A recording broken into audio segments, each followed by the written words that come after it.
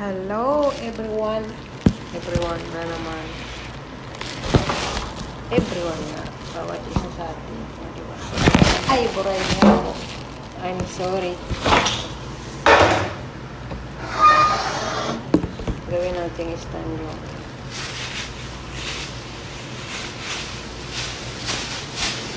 I-ano natin yung ayun. Balutin sa supot, balutin sa supot yung tinuhog-tuhog na barbecue daw ito. Hindi ko alam. Basta barbecue nga. Tinuhog-tuhog. Basta alam na yun yung tinuhog, barbecue. Ayan. Nakakatuwa si amo kong babae kasi nagising ako ng 7 o'clock in the morning. Then, I check my WhatsApp. She have messaged video from TikTok.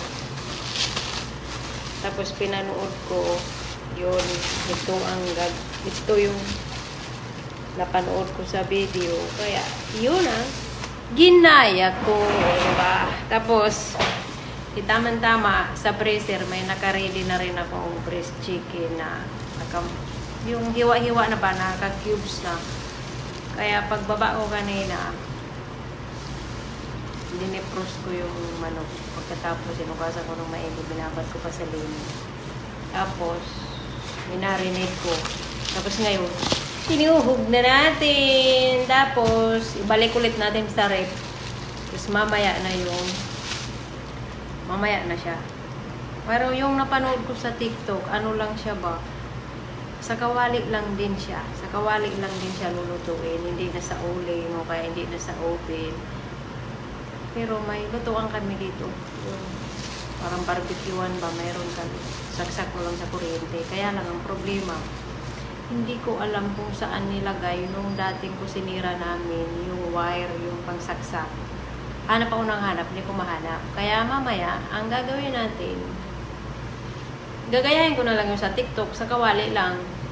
Kawali lang, parang paprito style ba? O, diba? Ganun ang buhay. Kaya medyo ayahay tayo ngayon kasi 3 klase lang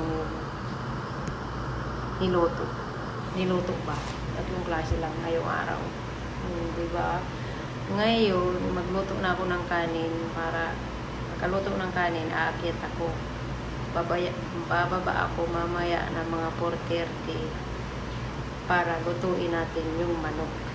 Parang barbecue style. Barbecue naman. Sayang na tayo ng kanin kasi nakikita